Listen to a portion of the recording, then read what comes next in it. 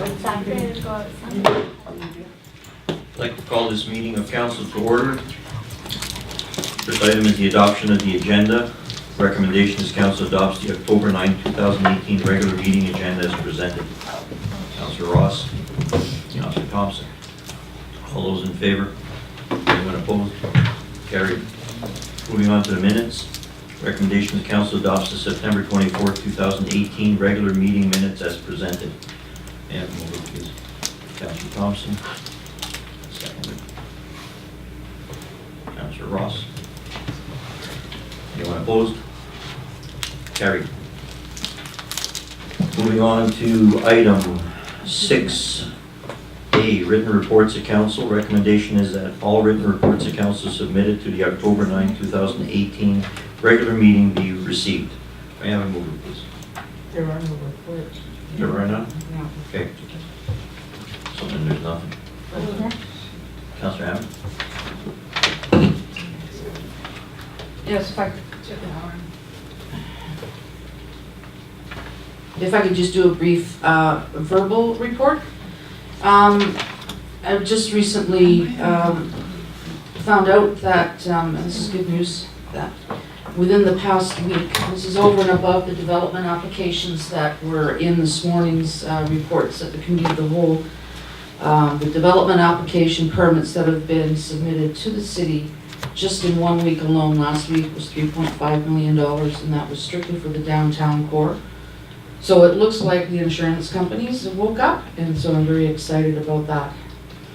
And the other thing, which has kind of come out of my head because with so much else going on, I just want to say James Donaldson Park is now paved for wheelchair access, and I'd like to thank Argosy Construction for that. Thank you. All right. Now, you need to accept your report? So, I don't think we need a motion to receive. All right, moving on to the report from Council Representative, Regional District Kootenay Valley. That would be myself. The verbal report recommendation is Mayor Conrad's report on the activities of Regional District Kootenay Valley given verbally at this meeting be received. And then mover, I'll read you the report first.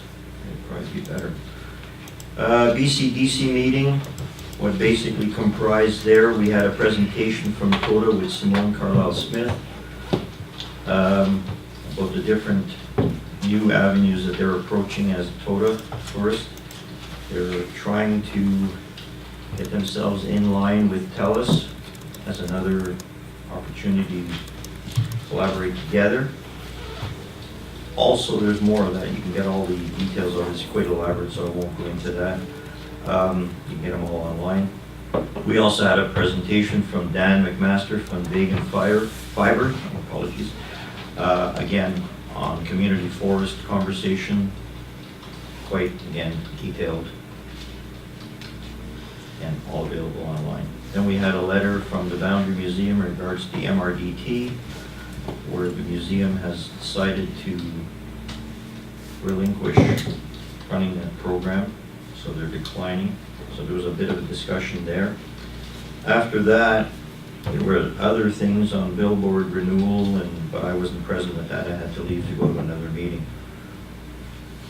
So basically, that's it. Can you just elaborate a little bit more on the community forest discussion that it was presented by Bogan? They didn't receive their actual documentation. I have the one from Toto, but I didn't get the one from them, in other words. But they were looking at a very serious, looking at, Grand Forks as a major participant in it.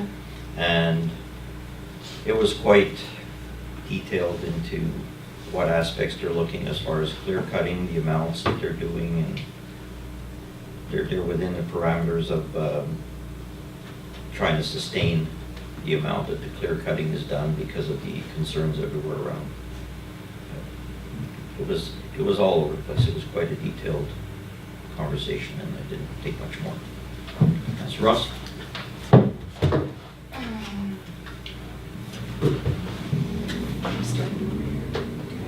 Yeah, obviously I wasn't here last meeting, but I did put a report in, this last meeting, the meeting before, where I talked about the meeting I had with BCTS up at Hornet Creek and Miller Creek. And I did talk about what was going on up there. And we're already concerned about the rate at which the freshet is melting within our watersheds. And there is no indication whatsoever of them slowing down the rate at which they're clear cutting throughout our watershed. And I don't know if my report got any attention or piqued any interest, but I think it's something certainly for our staff, but certainly for the upcoming council to continue to interact with what's going on with forestry within our region. And by and large, very few of those trees end up in the mills within our communities. We don't have any real net benefit to the clear cutting that's going on within our watershed, but we are impacted by those clear cuts.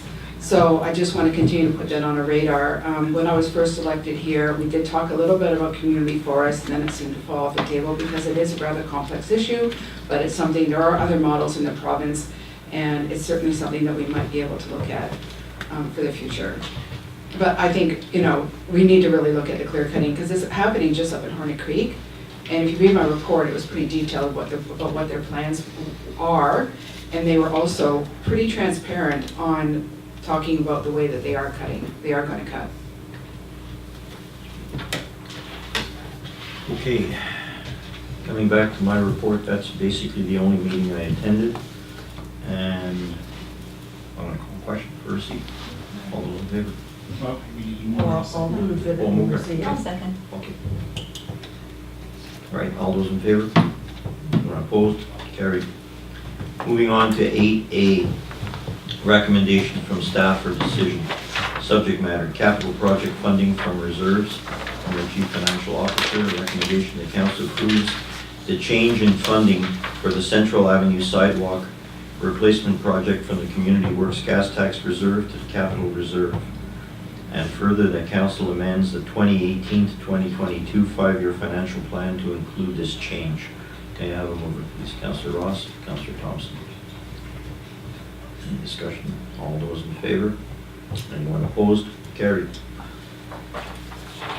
8B, temporary use permit application 7255 Riverside Drive for a church development engineering is the subject matter. Recommendation is that council direct staff to proceed with the statutory requirements for public notice respecting a temporary use permit application for a church located at 7255 Riverside Drive. May I have a mover, please? Councillor Ross, Councillor Hammett. Discussion. Hearing none. All those in favor? Anyone opposed? Carried. Okay, moving on to bylaws. 11A, bylaw 2051, 2019 revenue anticipation borrowing bylaw for Chief Financial Officer. Recommendation is council gives final reading to the 2019 revenue anticipation borrowing bylaw number 2051. May I have a mover, please? Councillor Thompson, Councillor Tripp. All those in favor?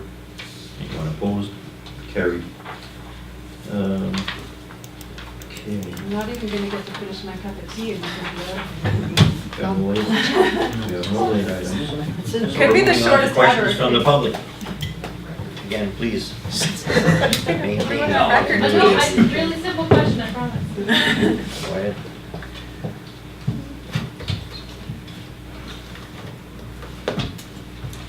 It's not staying on. Take the battery.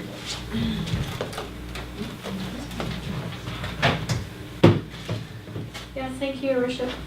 Kate Sellers for the Gazette. Just through you to staff about this sidewalk project. I was just curious as to how much sidewalk is being replaced. What's the lifespan of sidewalk? Is it staff? Central Avenue. Yes. Yeah, the one on The Central. Central Avenue. I think it was item, Item 8A, yeah. $40,000. How much sidewalk does that get? Yeah. Not much. Well, you've seen the construction along the. Yeah, but I've seen it in parts, so I'm just trying to figure out the total distance. We have to get back to you from, Yeah. because it was operational. Okay. Sure. I'll follow up. Thank you. 10,000 a square. I don't know. It's an Yeah, if you contact Kevin or David, Sure. yeah. They'll tell you they don't know. Any other questions? Hearing none, may I have a motion to adjourn? Councilor Ross, Councilor Butler, all those in favor?